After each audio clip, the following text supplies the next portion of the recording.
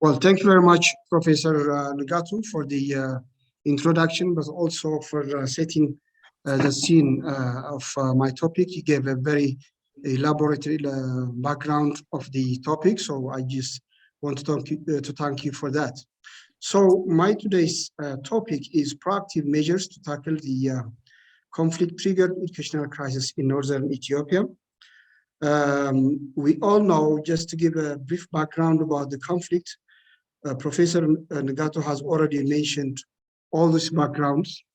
The northern part of Ethiopia traditionally consists three regions: Tigray, Amhara, and Afar regional states. As you can see in the map, I hope it's visible. The red part is where the northern part of Ethiopia is. You know, we have Tigray here, Afar to the east, and then Amhara to the south and southwest. So these three regions have a combined population of more than 30 million. And like has been clearly articulated by Professor Nigatu, there has been a growing political tension in this country prior to the war. And this tension culminated in a war, in a very painful war that started in 2020. The war broke in Tigray, but quickly spread to the other parts of the region, particularly Amhara and Afar. And like all wars, there are consequences of war. There has been massive displacement, disruption and destruction of lives, property and infrastructure, and disruption of services. And education is among the prime victims. Like always, education comes first, together with health, of course. When there are, conflicts, education pays the first price. So there is an ensuing educational crisis as a result of this war. But why do we call it a crisis? Is it a crisis? Usually crises happen when, supply doesn't meet demand, but this is beyond supply and demand. Schools have been destroyed in this part of the country. Teachers, students, and parents have been displaced. Educational governance systems has been interrupted, and learning materials have been looted and burned. So it's not about supply and demand, but almost a total collapse or a partial collapse in some of the regions, but a total collapse in some of the regions in this part of the country. And we know children out of school for the last 3 years in some of these states. According to the accounts of UNICEF and of course some governmental documents, more than 3 million children have missed school in these three regions. And there is an expectation that hundreds of thousands, if not more, will be out of school children by now. And there is a growing concern by development partners and the government itself that there will be a long-lasting harm on children. What are the impacts of school closures and displacement? The immediate that can be articulated are learning loss and deterred learning progress. We can see some experiences from some countries, and these 4 countries, South Africa, Indonesia, USA, and UK, have been studied during the COVID school closures. And we know that the COVID school closures were very brief and have been, supplemented with, supplemental classes or make-up classes. But still, there are results of, learning losses and deterred learning progress. In South Africa, grade 4 pupils experienced losses equivalent to more than 60% of an academic year. In Indonesia, students lost 11 points in PISA assessment. In UK, they lost a third of their expected learning experience because of the COVID closure. In USA, we see a serious decline in maths and reading assessments because of the COVID closures. What about our experience with COVID? There has been a study made by Addis Ababa University, actually in the RISE project, that compared grade 4 students that have been in the pre-COVID and post-COVID cohorts. In this, they found out that there were about 12 points learning loss progress in the post-COVID cohort as compared to the pre-COVID cohorts. And this has translated into a 22 points, achievement loss.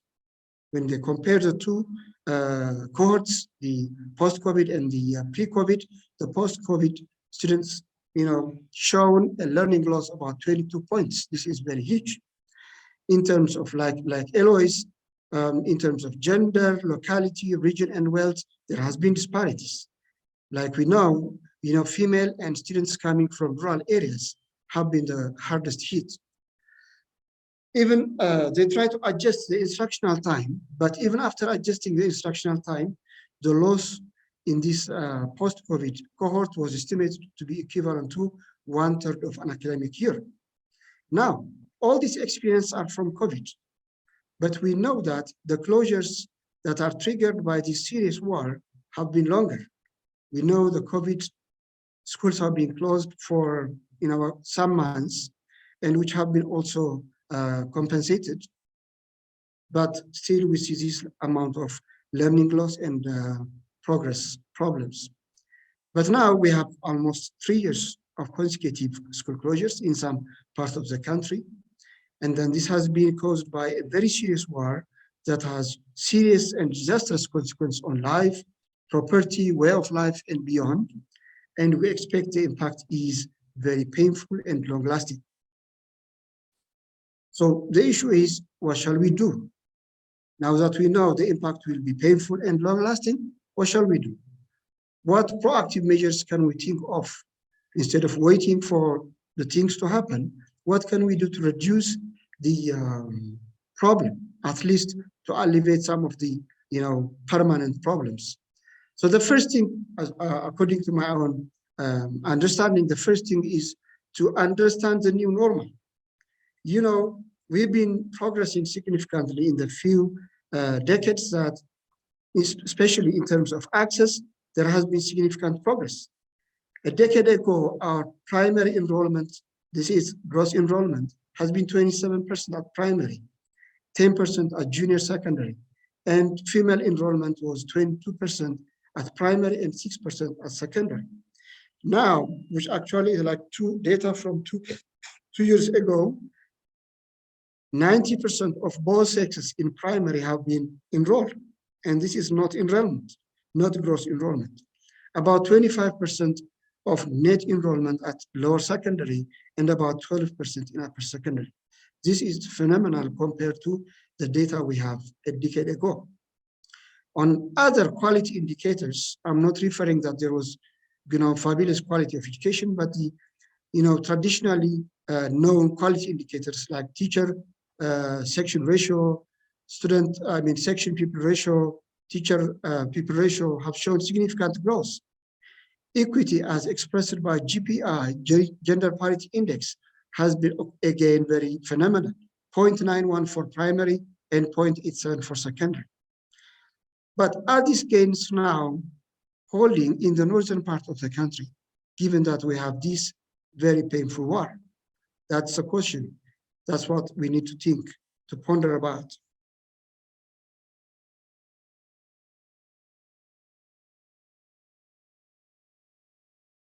I don't personally believe that all the gains have been kept, because we have seen that schools have been destroyed. Like I said earlier, teachers, students, and parents have been displaced, and there has been interrupted educational governance systems, and so on. Most of all, the change in student age and behavior has been a phenomenal thing that we need to really be very careful about. A ninth grader 3 years ago is now, about 19 and 20. Was supposed to be at 16 by ninth grade, but now it is like 20 or 19 years old. So what is the meaning of education, and what is the purpose of education for this 20 years old at grade 9? It is different as compared to the 16 years old. So many things have changed. The students' age and behavior has changed, and the meaning and purpose of education has changed for our students. Our economic and infrastructural capabilities have dwindled. There is a different security environment that we know than the one we know. So this all new normal will require a new unconventional approach to restore education in this part of our country. So the second thing that we need to do is we have to resort to crisis time education, actually what we call education in crisis or in emergency. Education in emergency involves non-formal and formal education provisions to reduce disruptions in education. So programs like accelerated education programs, speedy schools, alternative-based education, community-based education, and their principles and implementation strategies can be tapped quite quickly for K through 12 students. And why should we resort into education in emergencies? We know the education system in these regions have been in a total or partial collapse, and we know conflict comes with psychosocial. There is some interruption. Hello? Hello, do you hear me? Yes, go ahead. Okay, so we know conflict comes with psychosocial and related health and protection challenges, and these have to be, addressed. There is a need to deal with obstructive barriers like physical, infrastructural, social protection, and institutional financial barriers, which we need to discuss about. And it is imperative that education system should provide inclusive and safe access to education. They need to provide quality learning in a relatively short time. They need to provide emotional support to the affected and vulnerable teachers and students. And teaching and learning supplies should be, provided, given that, the economic base of these regional states have been, hit hard. And education has to cater other immediate needs like school feeding, which were not the case 3 years or 2 years ago. And therefore, this situation entails a very quick action following the emergency situation and very strong coordination among partners. This thing cannot be left alone to the government or, partner organizations. There is a need for a synergetic action by all these partner organizations. There should be a consistent and regular assessment, strategic response that considers the needs and impact, the future needs and impact on the education system. And we have to think about, out-of-box solutions to address educational inputs. What do we mean by that? Usually education in emergencies is a very conformist in terms of, usually they provide education. In education in emergency situation, the prime target is providing the already existing type of education. But our situation is different, and we need to think about an education system that needs to transform at least for this short period. What should transform is the curriculum, teacher management, school supplies, and alignment with formal and higher education, higher learning. What do we need to think about the curriculum? We know in education emergencies, curriculum gets condensed. That's a very traditional practice. But should we condense the existing curriculum itself? Is that enough to condense? Rather, we have to think about hands-on and a very relevant curriculum, which actually means we need to tweak about our curriculum. Our curriculum should be tweaked to be relevant in terms of job, relevant in terms of peace, the building and resilience of our students. We cannot offer the type of curriculum that we were providing, 2 years ago or 3 years ago, which actually is, highly criticized for being very academic. Given the fact that our students' age has changed, the meaning of education has changed, the purpose of education has to change. And if it has to change, our curriculum has to change. And it has to be relevant for job, relevant for peace building, and relevant to bring about resilience in the psychosocial development of our students. Our teacher management has to change as well. From recruitment all the way to retirement, our teacher management system has to change. What kind of teachers do we recruit now? Do we have the luxury to recruit a bachelor holder with a college professional certification. No, we don't have that. As a matter of fact, we know that many teachers have been displaced. Many may have already changed profession. Many have been hit hard because of the war, like days, family problems, and a lot of issues. So our workforce in the teaching profession has been minimized. So we have to refurbish by providing new recruits. And do we recruit in the traditional way? We can't. We can't recruit in the traditional manner.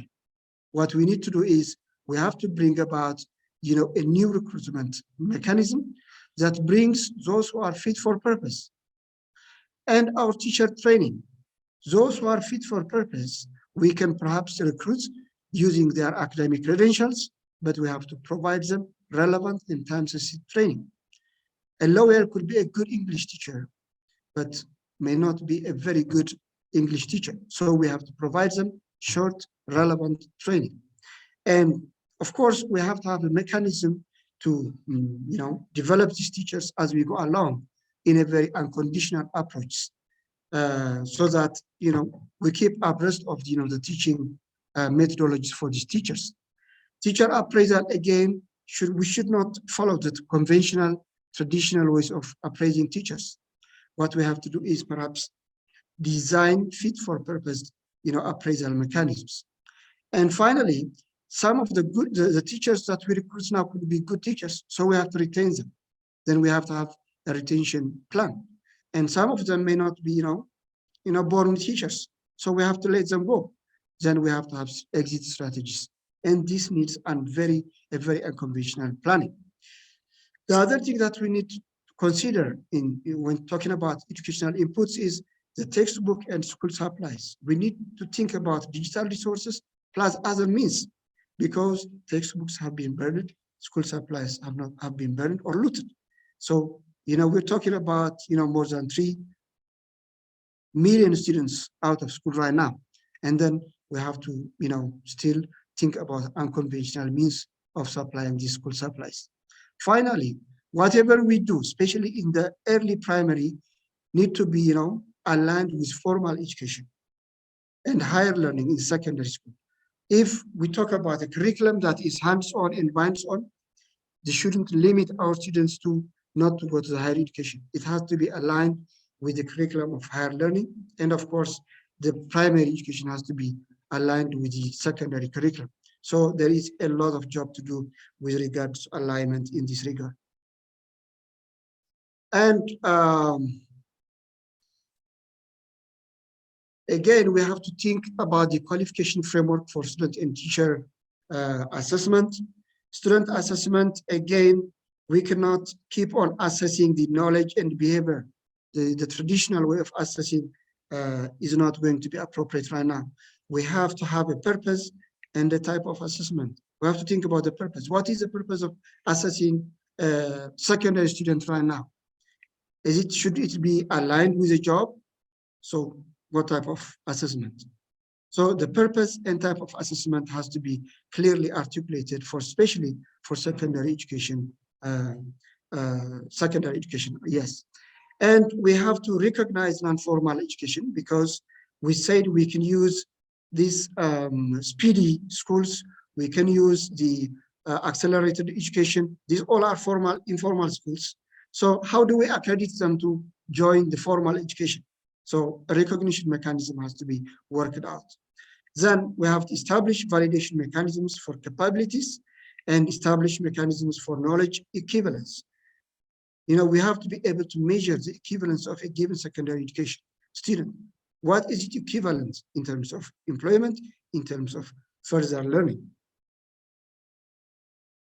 Finally, we have to align our curriculum to employment and job creation. And I am a very big fan of vocational education. The TVET, our curriculum has to be very much tuned to TVET. Our curriculum has to be hands-on and minds-on. So, the TVET curriculum or the hands-on curriculum should be a major focus as a transitional curriculum for these crisis-affected regions. We have to be able to create a direct link between education and work. if we want to attract the attention of our students who have already aged, who are already beyond their grade. So we have to be able to show them the link between education and work. Then we have to bolster a very serious engagement of the government, non-governmental actors in curriculum development, finance, and provision.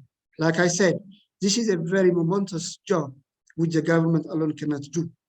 Even the curriculum development has to be supported with the experiences of other countries and, development partners like UNICEF.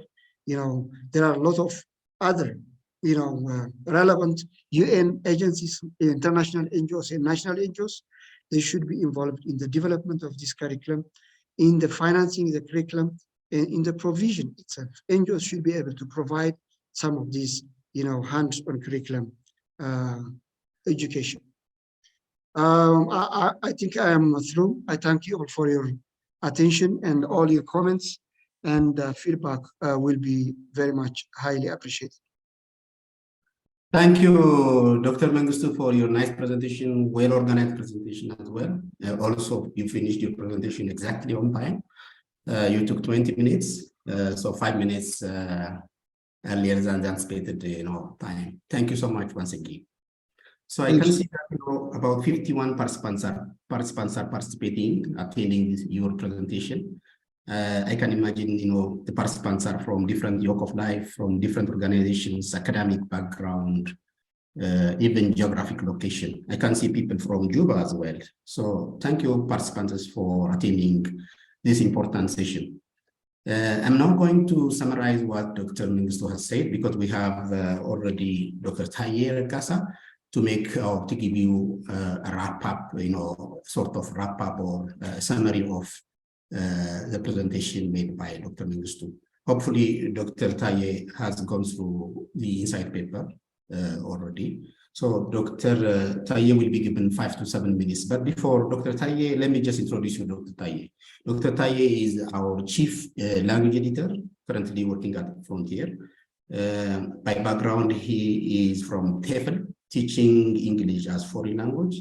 He has ample experience in teaching and research at Addis Ababa University, and also worked with Sanford Leadership Institute, Makane Jesus, and several other organizations as full-time and part-time as well.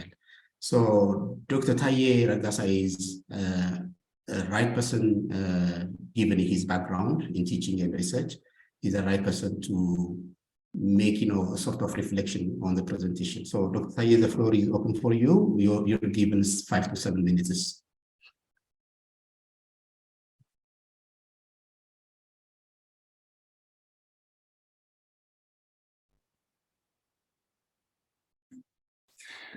So Dr. Mengistu actually has presented his topic right on this issue.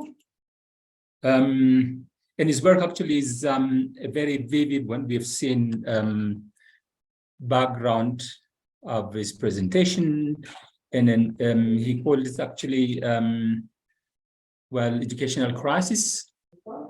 And we have also seen the overview of impacts of COVID-19 on education in some countries, including Ethiopia. And finally, he came up with some of the ideas he suggested as proactive action points for intervention. The issue actually is a very timely one, a very important, as the war in the North is now literally coming to an end. And reconstruction is definitely imminent. So the government, all concerned parties, and then the people actually have to begin thinking about quick but effective and lasting solutions to improve the situations in all sectors. And one of these sectors is obviously education.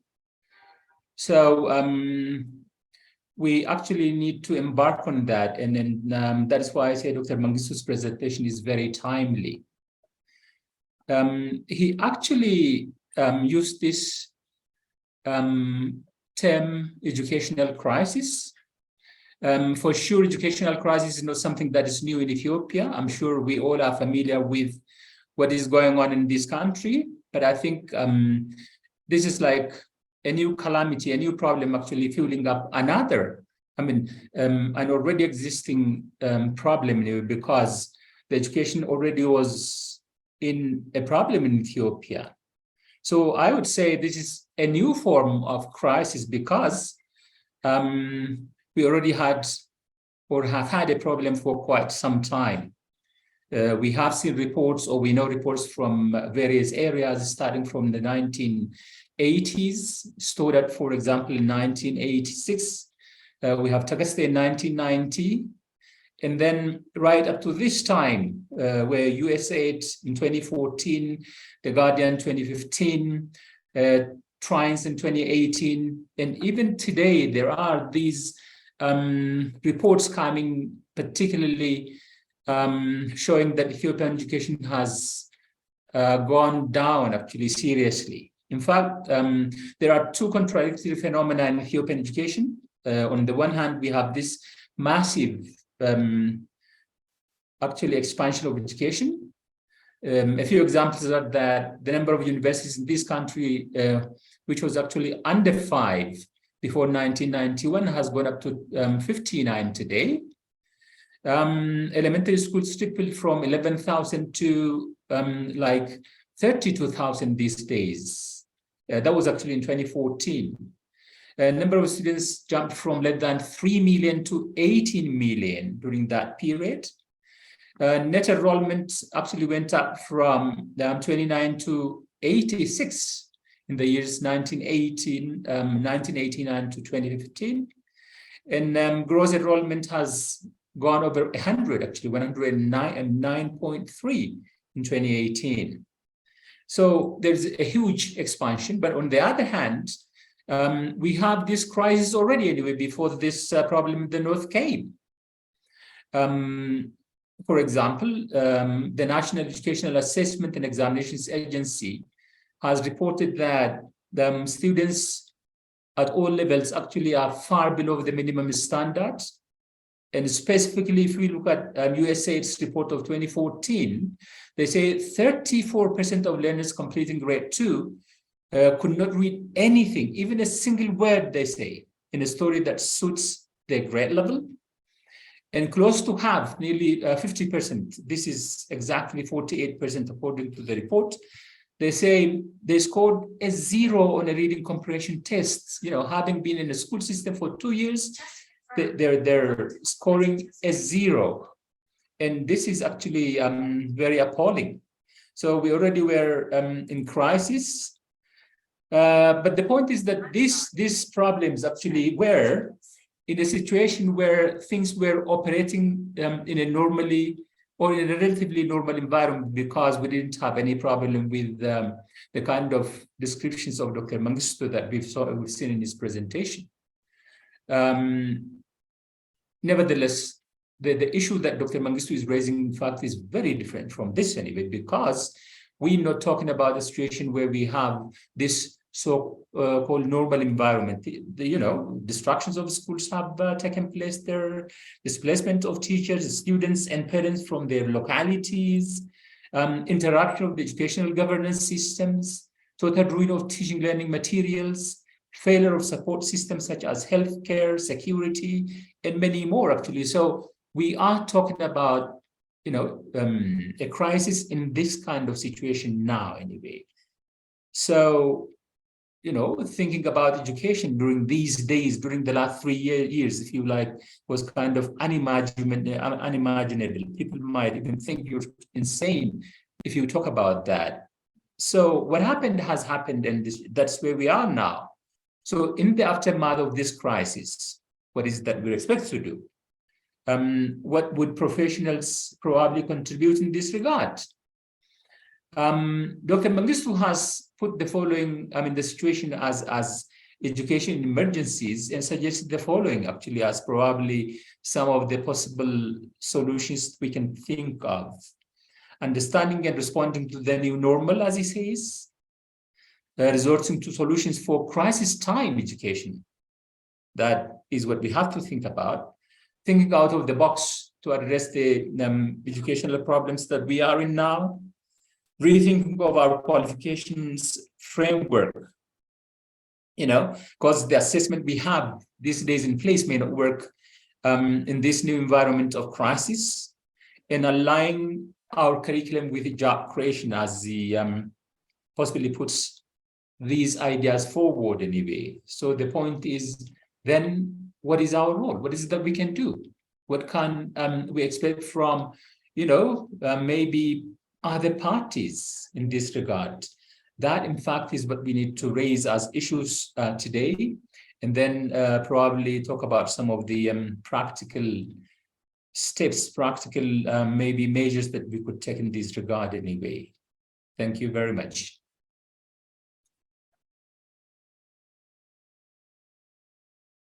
Thank you so much, Dr. Taye, for your brief summary. Actually, you have taken exactly 6 minutes. So thank you so once again. Dr. Mengistu, do you want to reflect just for 2 minutes? Then we'll proceed to question and answer.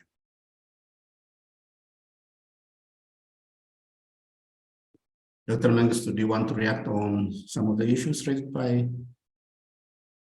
Oh, I think I have been muted. Do you hear me now? Yeah, I can hear you. Yeah, you can proceed just for 2 minutes if you have any reflection on what was presented by Dr. Well, it has been nicely presented by Dr. Taye. I think it's better if we proceed the Q&A so that we can reflect more on those.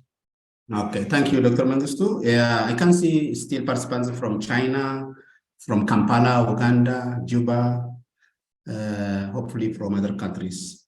So far, we have about 48 participants. Hopefully, we expect, questions from within Ethiopia and out of Ethiopia as well.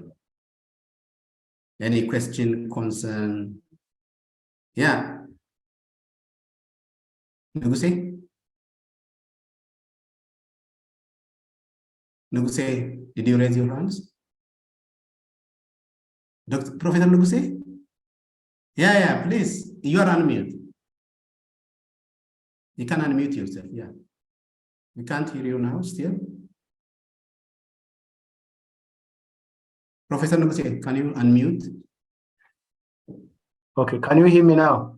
Yeah, you can proceed then. Okay, I thank Dr. Mengistu for the nice presentation. I think he made a lot of efforts to show us a picture of the problem. But I have a few questions and comments as well. And the comments are meant for maybe improving the presentations further, in case these presentations may go also to other places, policymakers, what have you, I don't know. He mentioned important points about what the disruptions were in this case.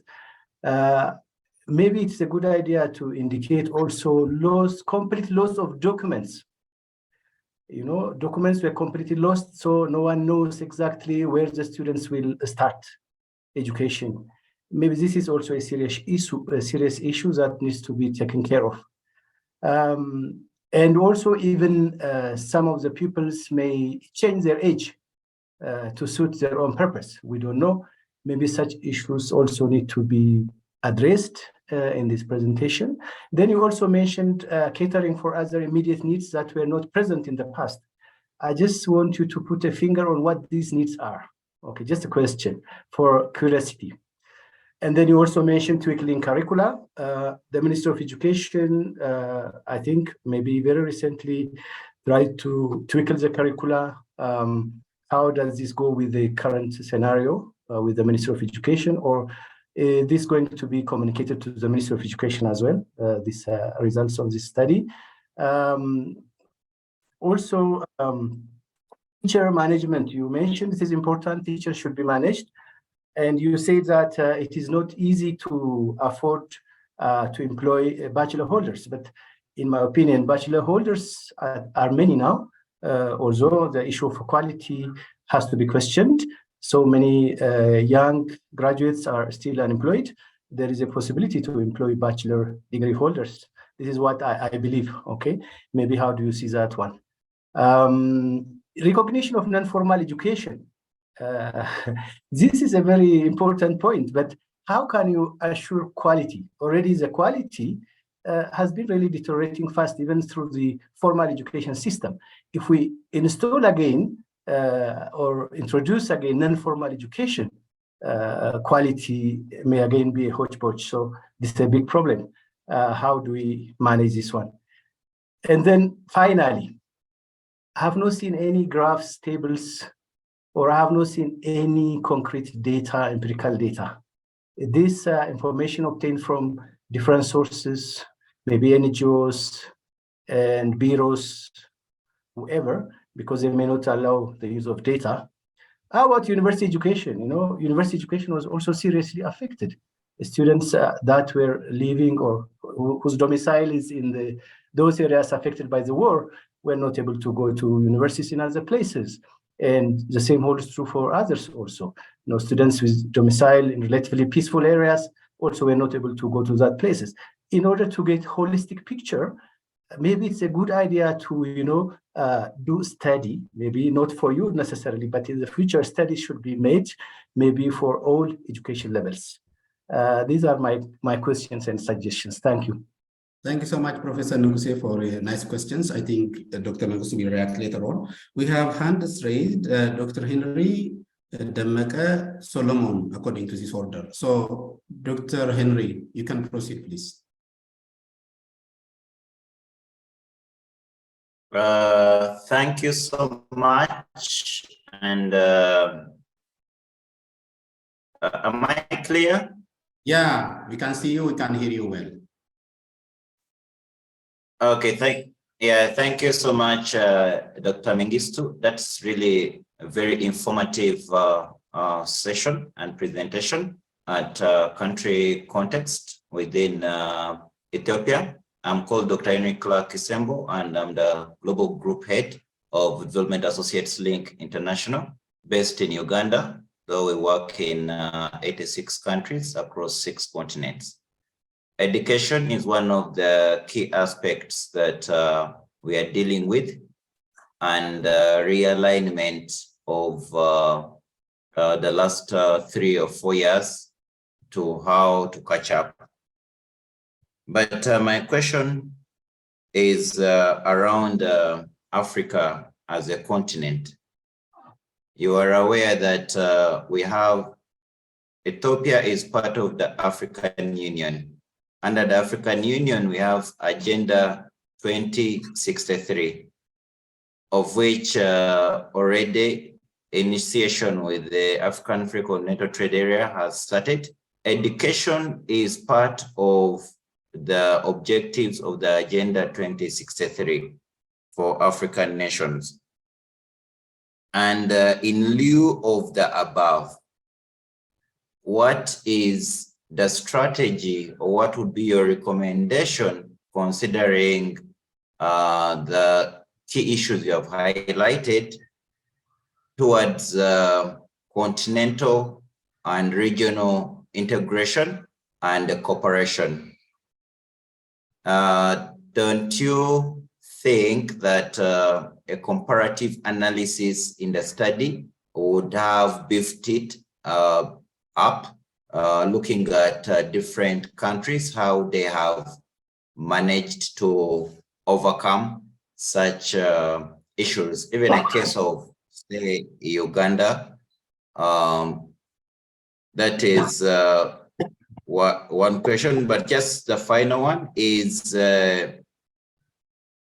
what is your take on accelerated education programs in lieu of completion of curriculums? Because I know that as both a practitioner and academia, curriculums can be accelerated and completed in a specific shorter time period than the longer time period, and without much pressure on the learner. So those are the 2 highlights I wanted to raise. Thank you so much once again, Dr. Mengistu. Thank you. Thank you, Dr. Henry, for the very nice questions. We'll react later on. Demeke? Okay, hello. Hello. Yeah, Can you hear me? You can proceed, yes. Good. Okay. I thank you so much, and I found it very, very interesting. Actually, I'm a practitioner, so my questions are around that area.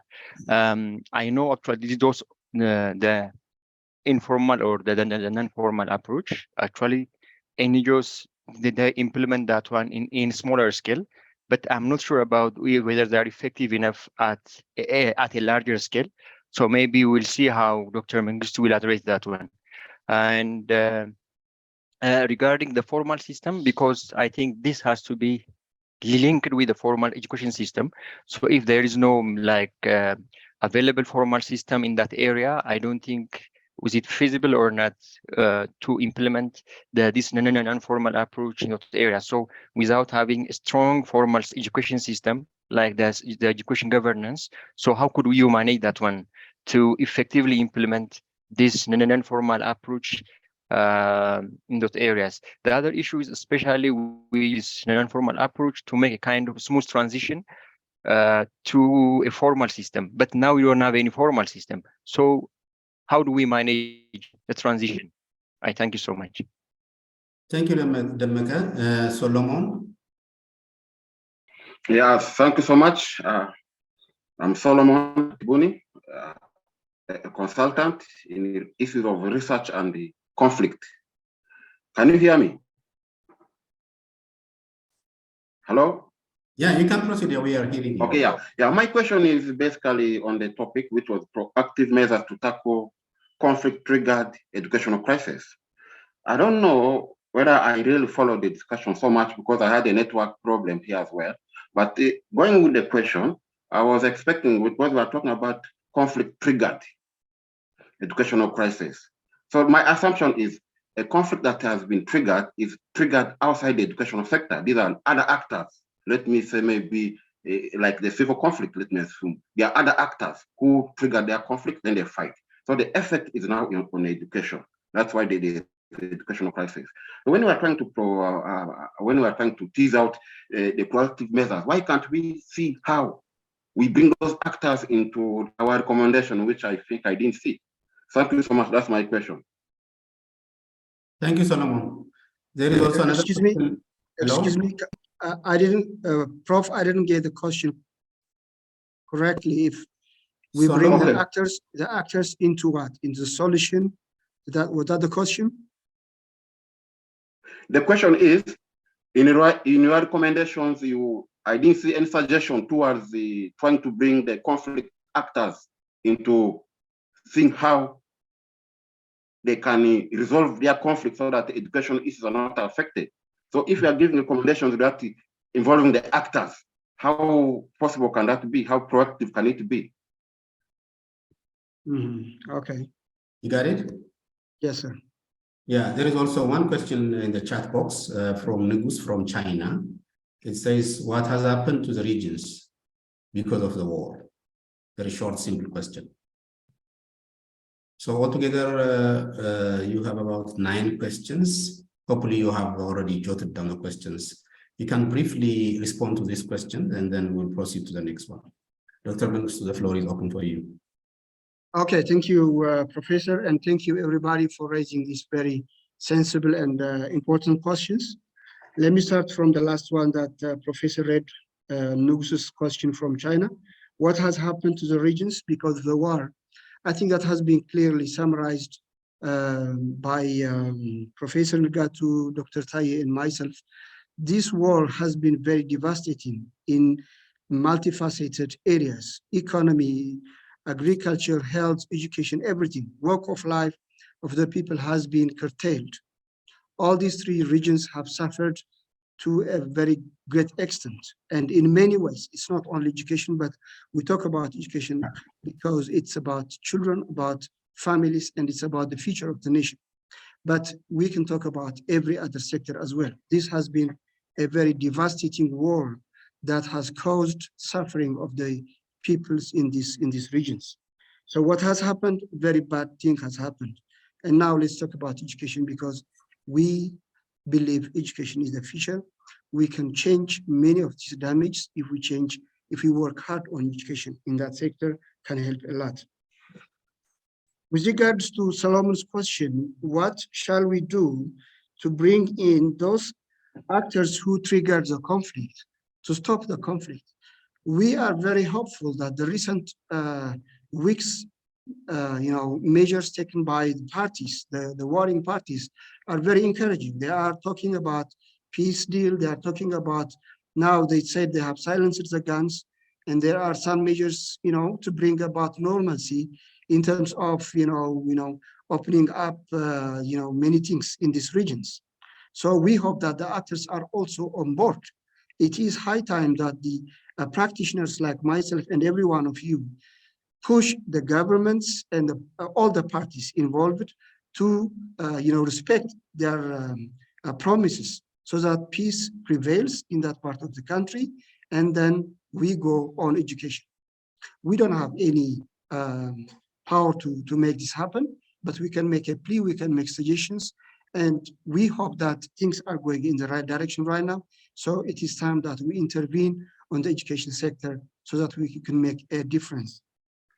The matter was talking about NGOs are comfortable working on smaller scale, and how is this going to work in such a huge, population of students, a large scale of distraction, and so on and so forth. That's true, absolutely true.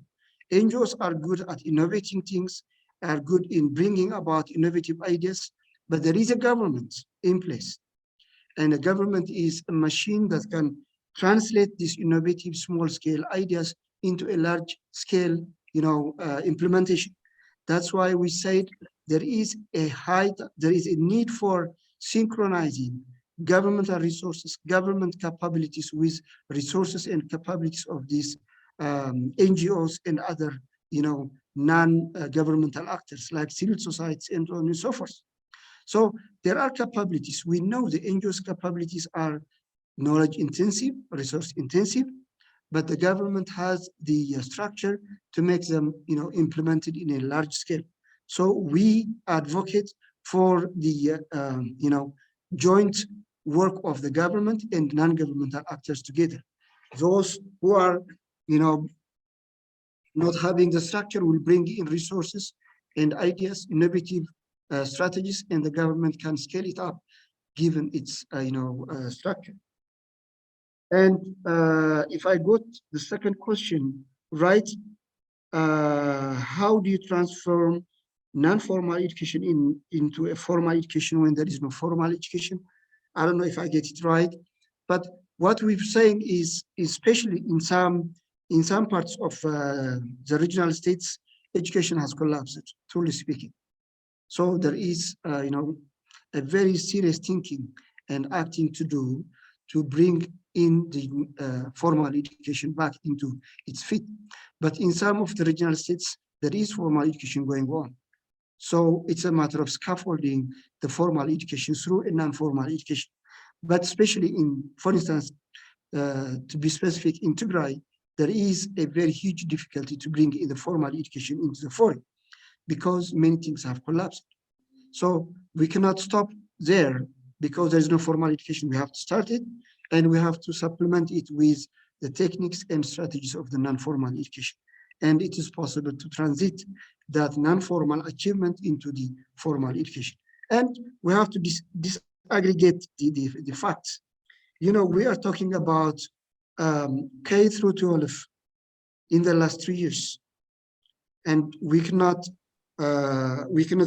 conclude that the whole formal system has collapsed because the system can be replenished and replaced given the knowledge base is there.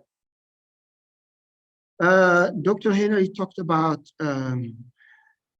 my recommendations for the curriculum alignment at continental level. I think you're right. It's time that we have to look into the experiences of other countries, especially in Africa, how they mobilized resources, how they transited their education system from a very devastating conflict into post-conflict scenario.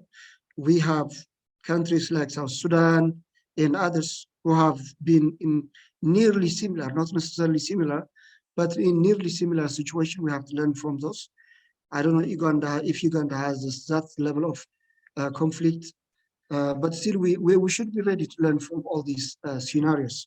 But with regards to the 2063 60 agenda, I think that needs a very serious dialogue and thinking. What I can say is vocationalizing education in Africa is to the benefit of Africans. I'm sure we've been working on academic curricula for a long time. We've been cutting and pasting curricula from the West, and we've been having trouble in terms of translating education into the economy. So vocationalizing education is to the benefit of Africans, and I think we can talk over this in other fora, because I was very much focused on the conflict in Ethiopia. Accelerated completion of curriculum. Yes, accelerated education and completion. That is why we need accelerated education. We cannot cover the entire curricula as it is designed for a peaceful time.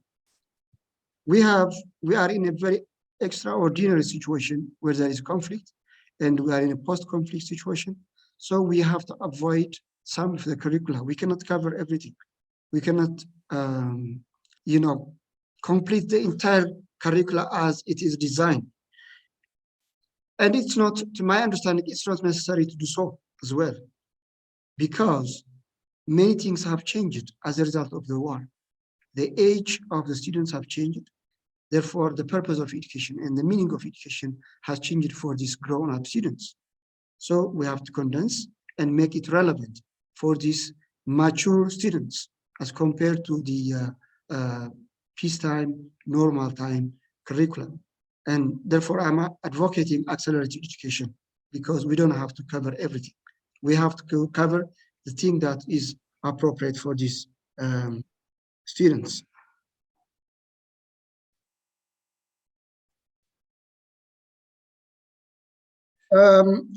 Professor Nuguse raised very important points. To start from the last one, why not university education?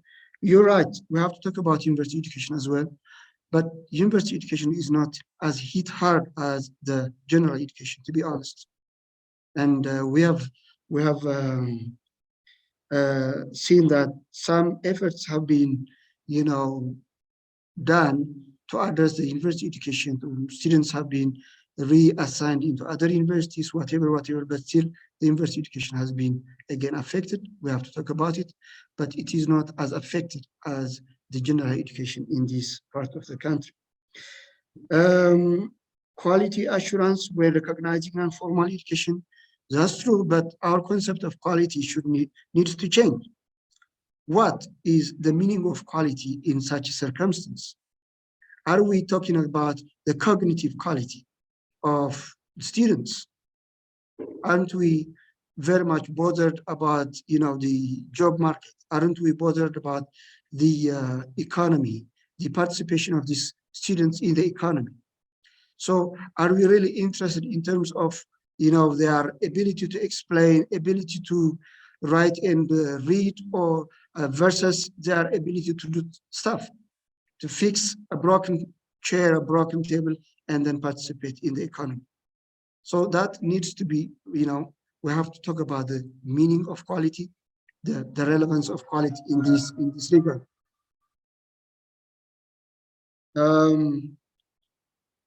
We have a lot of bachelor holders. Absolutely, that's true. But I'm saying we cannot afford to employ a teacher who has a bachelor or a degree, but a professional training from a college as well. That's what I was saying. Every bachelor holder is not a teacher. It has to be taught professional courses in colleges of education.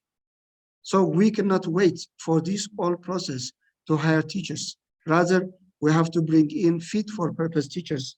That's what I was trying to do, to explain. But yes, we have a lot of bachelor holders. We have to employ them, absolutely. But we cannot say that we need a bachelor holder and with a training from the College of Education in these professional courses in teaching. Are there unmet needs? What are they? Well, you know, we know that we take it for granted that the family will take care of the biological and physiological needs of students.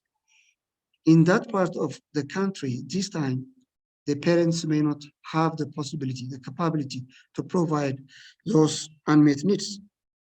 People will be hungry, students will be hungry. So we have to provide food at school. Students will not have, you know, paper and pencil to write on.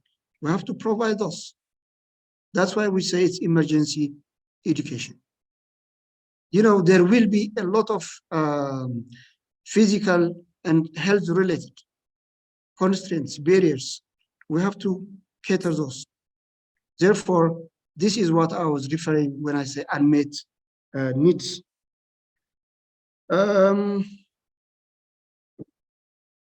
Yes, you're right. We have to talk about lots of documents, but I'm not clear what you mean by age change to suit the purpose. I didn't grasp that entirely.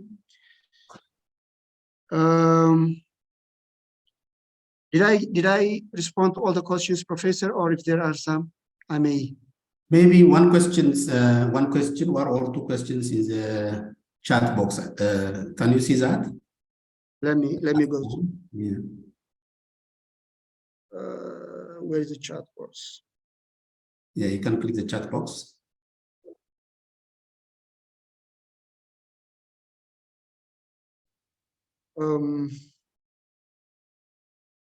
I don't see the chat box.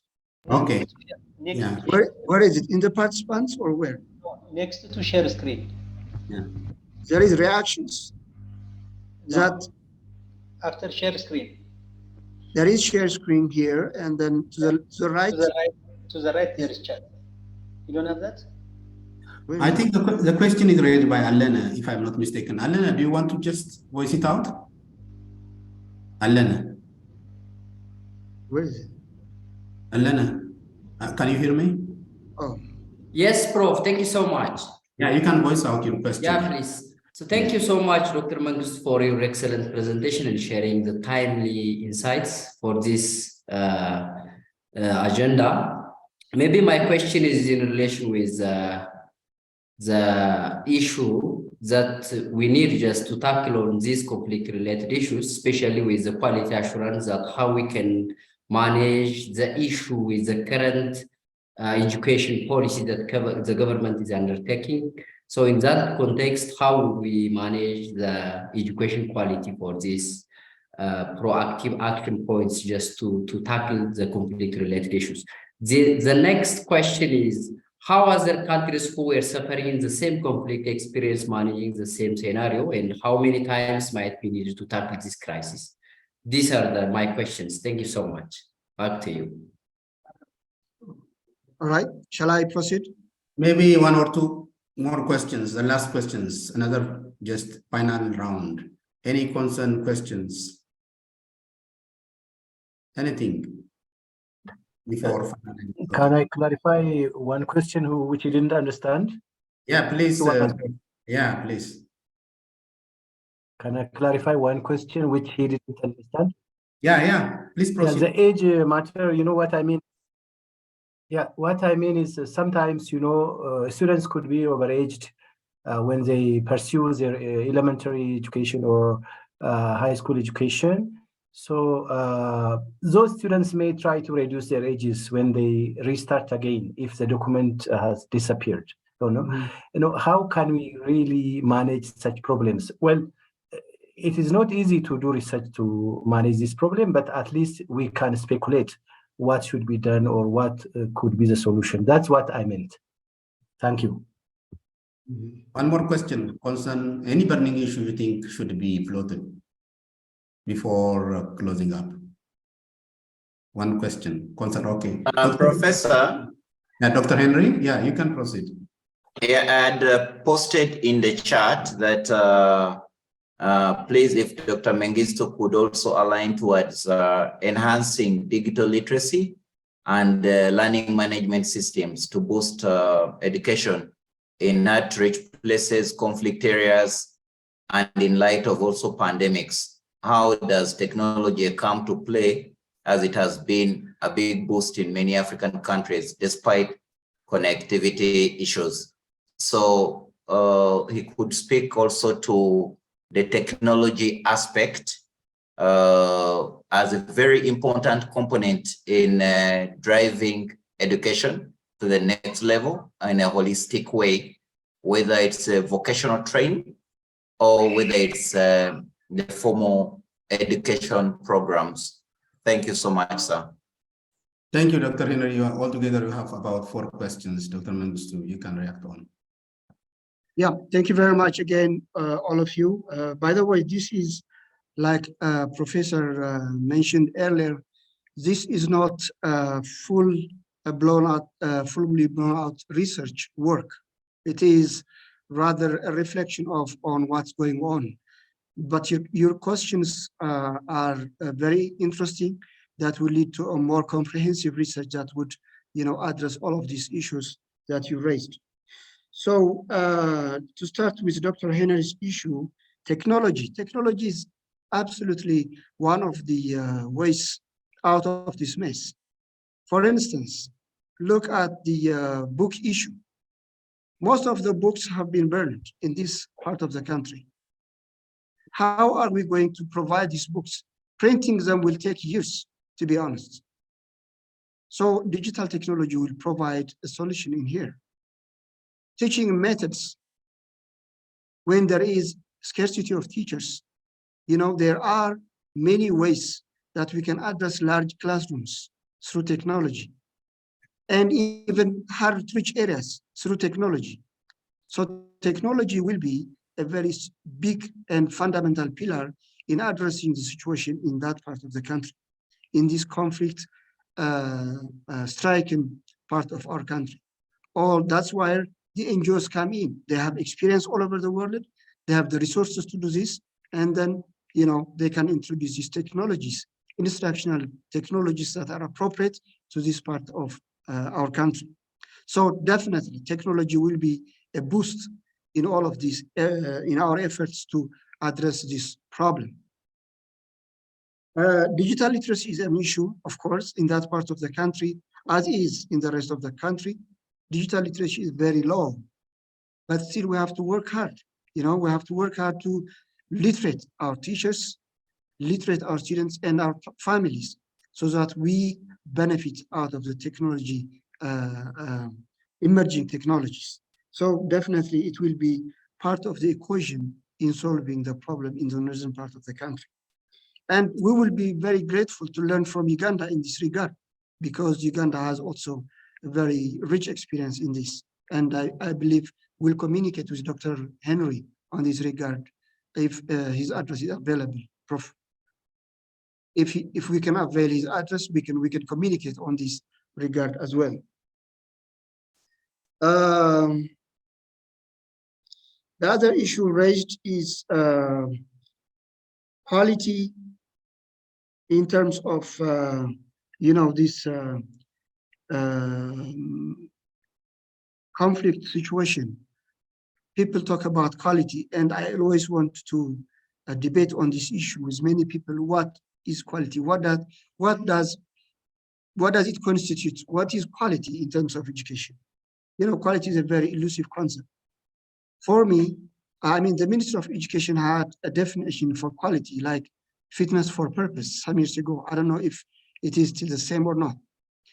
We have to define the situation. We have to define the environment we are in. We have to define the purpose of education, and therefore redefine quality in this circumstance. Are we talking about preparing students to be a college material?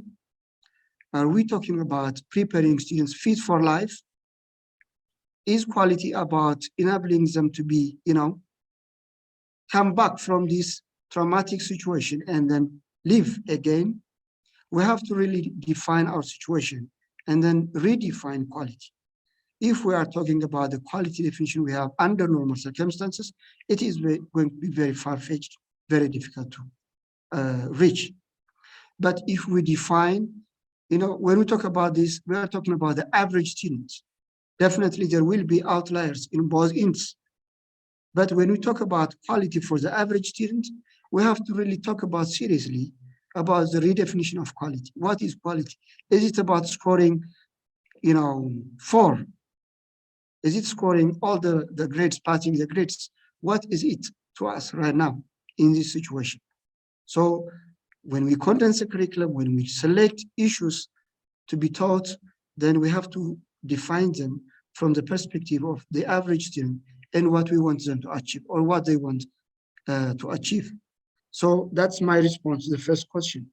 And what other countries have done so far, I think we have to, keep talking about this. There are a lot of countries that have gone through, conflict situations, Syria, Iraq, South Sudan, and others. Yes, we need time to talk about it. And it's a very relevant issue. With regard to the age reduction, definitely some students might reduce their age and others might increase their age for various reasons. By the way, we had a problem. When I was working for the Bureau of Education, some students used to increase their age. They want to be 16. The reason being, they want to have a driver's license and go for work. Others might reduce their age, like has been mentioned. So what is the point? We have to provide education anyway. Are we going to be curtailed because they are, reducing their age? Yes, it will not be age appropriate, no doubt about it. But we are not under some normal circumstances. The accelerated education program will help a lot in terms of bringing them into an age appropriate, appropriate grades. Because as long as this student is fit to go through the curriculum, the condensed curriculum, then we have to promote them into the regular system. So even though they reduce their age or increase their age, we have to provide education anyway. So if I got you correctly, and yes, there will be a lot of issues, even issues that we have not raised right now, but we have to address them anyway. Are these the points? Did I address them all, Prof? I think so. Yeah, you have addressed all of them. Yes, they are addressed. Thank you. Well addressed. Thank you so much. So I can still see around 40 participants attending this webinar session. I think we had a very fruitful session, deliberation, discussion sessions, question and answers, and reflections as well. Somewhere we have to stop anyway. So we have already spent around 1 hour and 15 minutes. Actually, the original plan was just for 1 hour. So I can assume that people are interested in the topic. I would like to thank every participant for sparing your time, taking from your busy schedule and your interest in Frontieri and also the presentation as well. I can see that people are from different walk of life, as I already said, from academics, research, from different organizations, from different locations, including Uganda, South Sudan, China, and within Ethiopia as well. Thank you so much, everyone. Please give us your feedback. We want to grow, we want to improve the quality and the way we present things, we organize the materials. So for future improvement, we kindly ask you to fill out a form, which is already displayed in the chat box. You will find it somewhere there. Thank you very much for that as well. So definitely these types of session will not be the final one. We already had 2 similar sessions during the last 5 months. One was organized around 4 months back on issues related to climate change. Very interesting topic. More than 75 people attended. And the second issue was on communicable disease, a meta-analysis presented by Dr. Nigatu 2 or 3 months back. Around 50 people attended. Today we have also good attendance, around 51 people originally registered for that and attended. So thank you so much, all of you. Finally, I would like to thank the presenter, the resource person, Dr. Mengistu, for your time for your energy and interest, and also for your nice, very well organized presentation and reflection.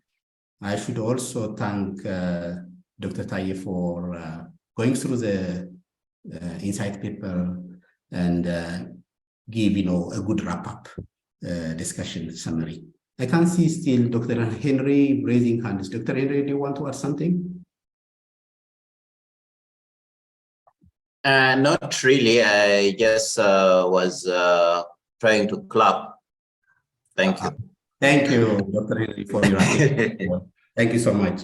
Finally, I would like to thank also the organizers, Kuribacho, Fasaha, and all others in the background for bringing everyone together. Thank you so much. So I'm officially closing the session. Hopefully we'll see you in the next similar sessions in the future. Thank you so much.